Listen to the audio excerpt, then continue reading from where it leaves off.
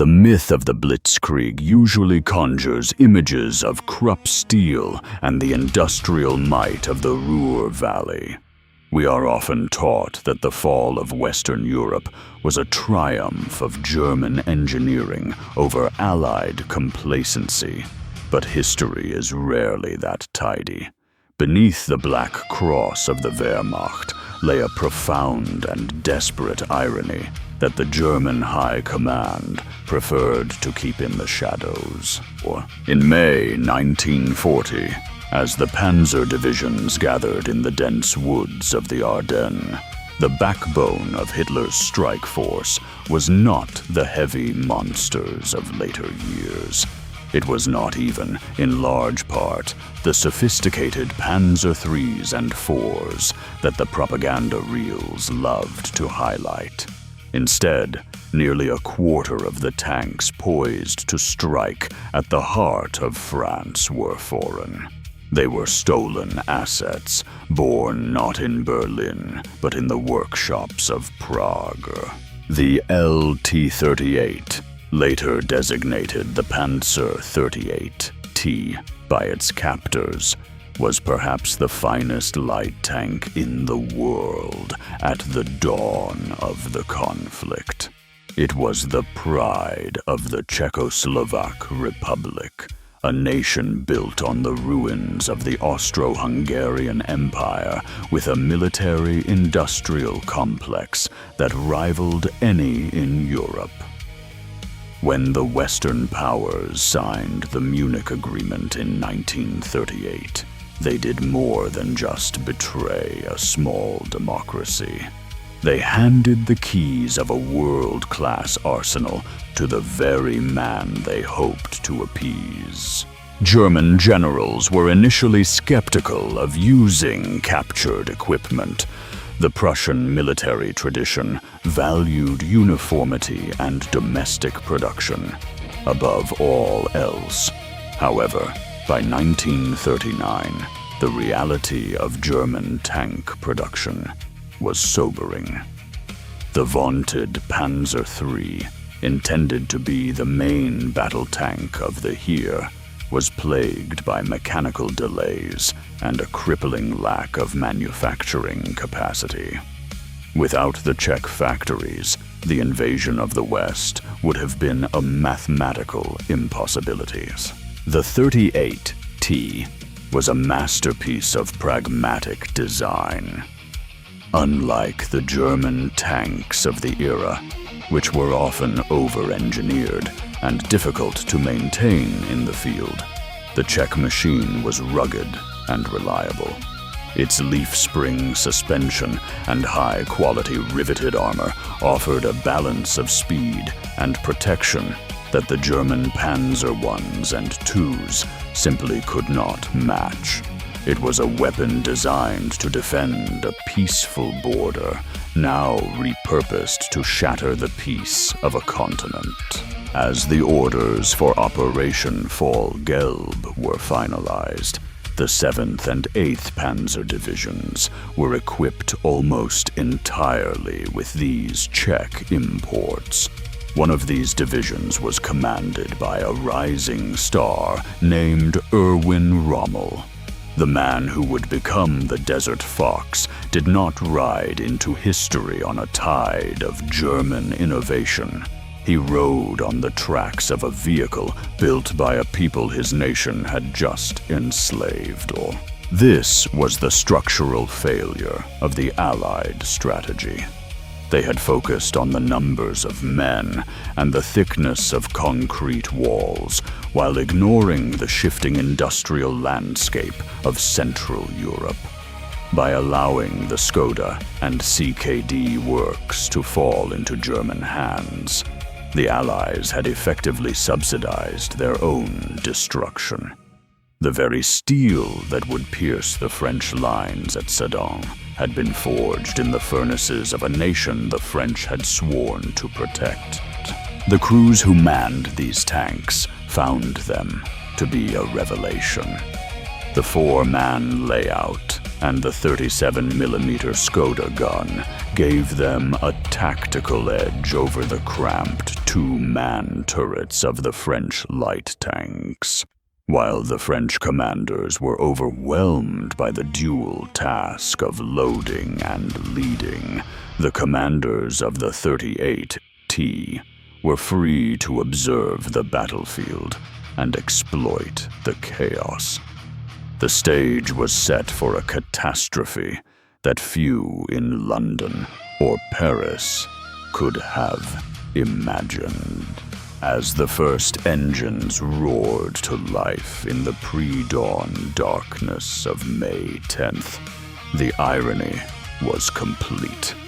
The defense of democracy had been stripped of its teeth, and those teeth were now being bared against the very architects of the post-war order. The Blitzkrieg was about to begin, fueled by the industry of the occupied and the arrogance of the conquerors. The mechanical reliability of the 38T became the silent engine of the German breakthrough, while the heavier French tanks, like the Char B-1Bs, were formidable fortresses of steel. They were plagued by a ravenous thirst for fuel and a tendency to break down after only a few hours of exertion. In contrast, the Czech machines hummed with a clockwork precision that allowed Rommel's 7th Panzer Division to outpace its own supply lines. This was the birth of the Ghost Division, a force that moved so far even the German High Command lost track of its location. The irony deepened within the cramped confines of the French command structure. French doctrine treated the tank as a mobile pillbox, tethered to the infantry and often lacking the most basic tool of modern coordination: the radio. The 38T, however, was built for a different kind of war.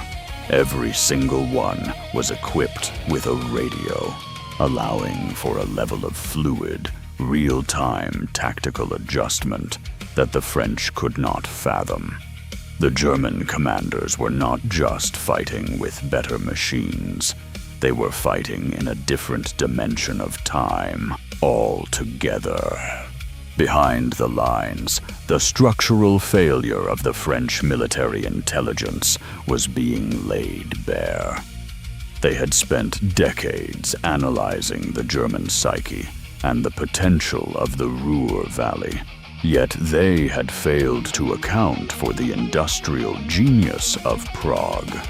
The Skoda works were now operating at peak efficiency under German supervision, pumping out spare parts and new chassis with a speed that the French state-owned factories could never match. It was a systemic collapse of foresight. The Allies had handed over the keys to a high-speed industrial engine and were now surprised to find themselves being run over by it. In the forests of the Ardennes, the 38T proved its worth in a terrain the French had deemed impassable for armor.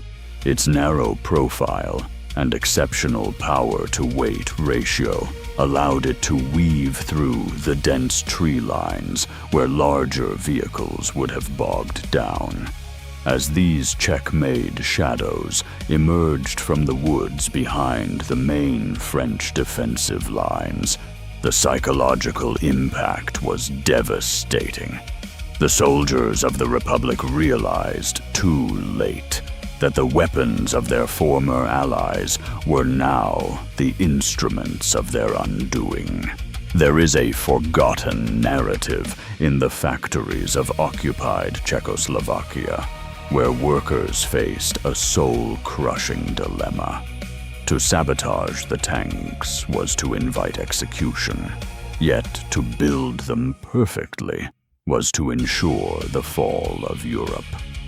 Some engineers engaged in subtle acts of defiance, filing parts just slightly out of spec or weakening certain welds, hoping for a mechanical failure at a critical moment. But the design of the 38T was so robust, so fundamentally sound, that even these desperate attempts at resistance could not halt its progress. The machine had become a monster that even its creators could not easily break. As the Meuse River was crossed, the 38T became the spearhead of a movement that defied every rule of 20th century warfare. The French 1st Armored Division, possessing tanks that could technically destroy the 38T with a single shot, found themselves outmaneuvered and bypassed. The Germans didn't stop to fight a duel of armor. They simply drove around the obstacles, fueled by the logistical stability of their Czech imports. The math of the invasion was shifting from a question of firepower to a question of momentum, and the momentum was forged in the workshops of Prague. At the French High Command in the Château de Vincennes, the map tables were becoming graveyards of outdated information. General Gamelin and his staff were operating on a delay of 48 hours, while the Panzer divisions were moving in cycles of 48 minutes. The rigid, hierarchical structure of the French army dictated that every movement required a written order, a signature, and a confirmation. By the time a French counterattack was authorized, the Czech-built tanks had already bypassed the target and were 20 miles further into the rear. This was the ultimate failure of the methodical battle doctrine. The French had built their entire military identity around the idea of a controlled, slow-motion conflict where superior firepower would eventually prevail. They possessed the Char B-1Bs, a mechanical titan draped in 60 millimeters of steel that the German guns could barely scratch. But the Char B-1 was a lonely giant, its commander overwhelmed by the task of loading, aiming, and commanding all at once. In contrast, the 38T functioned as a cohesive team, allowing the commander to keep his head out of the hatch and his eyes on the horizon. The irony deepened as the 7th Panzer Division, under the command of an ambitious Erwin Rommel, began its legendary dash toward the English Channel. Rommel's division was heavily reliant on the 38T, and he utilized its mechanical stamina to push his men beyond the limits of human endurance. While French tanks were forced to stop and wait for fuel trucks that never arrived due to shattered logistics, the fuel-efficient engines of the Czech tanks kept turning. The 38T was not just a weapon of war. It was a logistical miracle that allowed the Germans to ignore the traditional constraints of supply lines. Inside the cramped hulls of these machines, the German crews were discovering the subtle brilliance of Czech engineering. The leaf spring suspension, though seemingly primitive, provided a stable platform that allowed for firing on the move with surprising accuracy. The prismatic vision blocks gave them a panoramic view of the battlefield, a luxury that the French crews, peering through narrow slits, could only dream of. It was a disparity in situational awareness that turned every encounter into an ambush, as the French fought a ghost they could never quite pin down.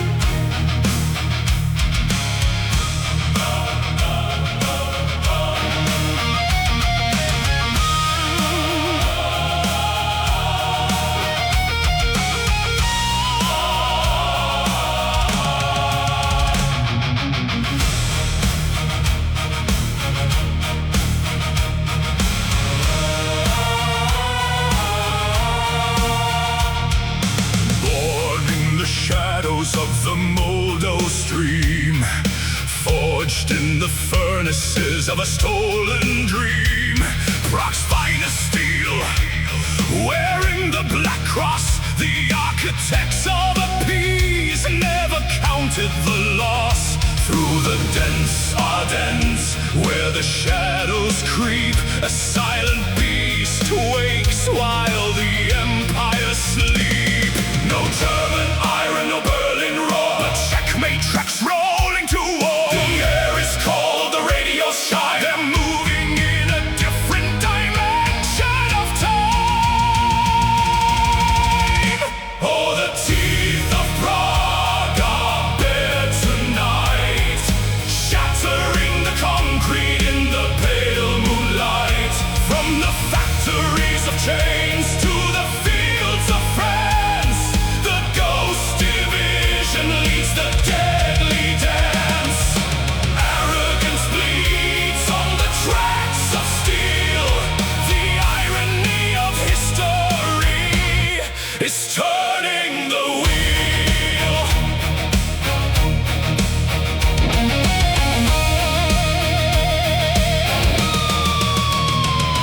No flags of signal, just the wireless scream. Rommel is chasing an impossible dream. The heavy giants of the West stand blind and alone, while the clockwork engine cuts through flesh and bone. The creators in silence, watching from afar. Their masterpiece became the morning star.